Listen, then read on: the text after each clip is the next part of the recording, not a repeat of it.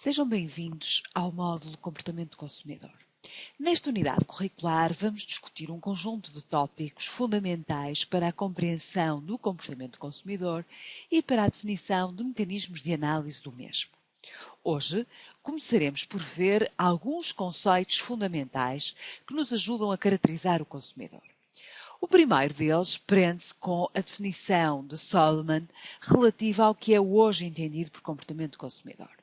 E na perspectiva de Solomon, o comportamento do consumidor é o processo pelo qual os indivíduos ou grupos, e aqui surge uma primeira ideia absolutamente fundamental, em que se fala pela primeira vez de consumo grupal, portanto dizia em que indivíduos ou grupos selecionam, adquirem e utilizam produtos, serviços, é banal, é comum, é aquilo que todos sabemos, mas também ideias ou experiências, ou seja, uma componente muito mais experiencial, muito mais centrada nos conceitos que estão associados ao consumo, ou deles dispõem para satisfazerem as suas necessidades e desejos. Portanto, esta primeira definição de Solomon remete-nos para uma dimensão muito mais complexa do comportamento do consumidor do que simplesmente o processo de análise da aquisição e da utilização de produtos ou serviços. Benoit e Mittal é um outro autor que, numa definição mais recente, nos diz que o comportamento do consumidor são as atividades mentais e físicas, portanto introduz aqui a componente cognitiva e a componente da ação, realizadas pelos consumidores para adquirir e consumir os produtos. E o Benoit e Mittal chama aqui a atenção para a sua definição do produto, que é entendida em sentido amplo e, portanto, muito mais do que a definição tradicional de produto, estamos a falar de algo que é produto ou serviço físico ou não físico, que oferece benefício ao consumidor. E o Benoit e Mittal introduz também a questão da satisfação das necessidades e desejos, que são dois conceitos aos quais iremos dar atenção um bocadinho mais à frente.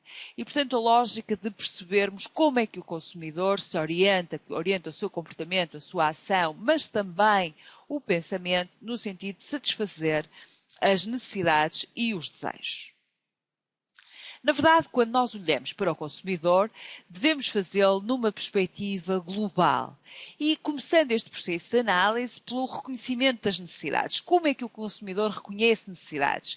Como estabelece prioridades? Quais são os seus objetos de desejo num determinado momento? Segunda etapa, como procura produtos ou serviços que permitam satisfazer essas necessidades?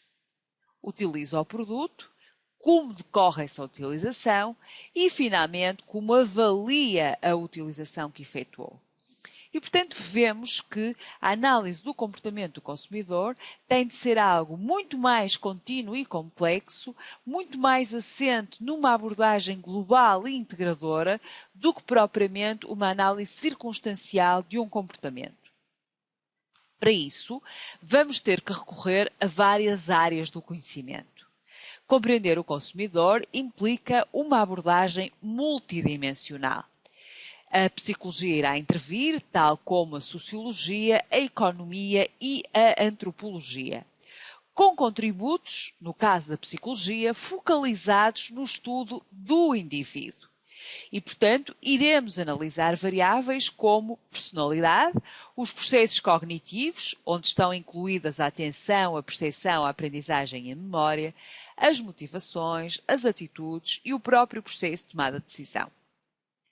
O contributo da sociologia focaliza-se na análise do contexto social e na sua influência no indivíduo. Iremos articular variáveis como cultura, subcultura, classes sociais e grupos de referência. É, portanto, fundamental olharmos para o comportamento do consumidor e percebermos que há três grandes dimensões que devem ser analisadas. No primeiro nível, as características do consumidor, e aqui iremos incluir cultura e valores, a subcultura, variáveis demográficas como o sexo e a idade, a personalidade e o estilo de vida. Estas características do consumidor entram em interação com os contextos onde o consumidor aciona, onde o consumidor realiza as suas atividades. E há, portanto, um conjunto muito alargado de grupos que impactam no comportamento. São eles a família, os amigos, os colegas de trabalho, entre muitos outros. Da articulação entre as características do consumidor e as influências que este vai sofrendo, surgem os processos comportamentais. E será aqui que iremos encontrar a motivação, a percepção, a aprendizagem, as atitudes e o próprio processo de tomada de decisão. E são estes que dão origem às atividades do consumidor, entendidas aqui como eixos observáveis. E, portanto, o reconhecimento de necessidades, a procura e avaliação de alternativas, a compra e utilização, a avaliação das experiências, o feedback e depois a conclusão do processo e, habitualmente, o reinício do processo após novo reconhecimento de necessidades.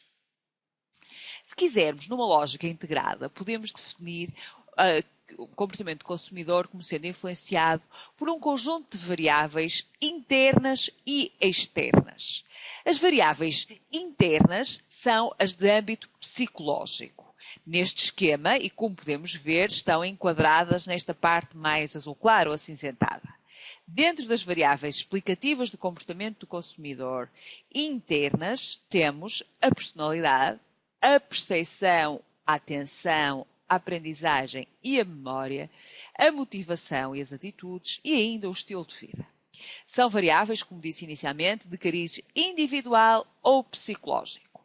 A maioria dos autores consideram-nos variáveis internas.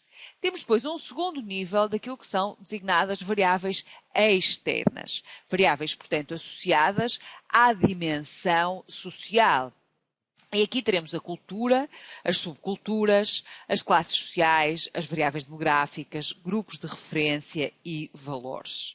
Numa análise integrada do comportamento do consumidor, teremos que articular todas estas variáveis e definir cenários que nos permitam conhecer o comportamento, explicar o comportamento e, sobretudo, identificar mecanismos que favoreçam a previsão desse mesmo comportamento.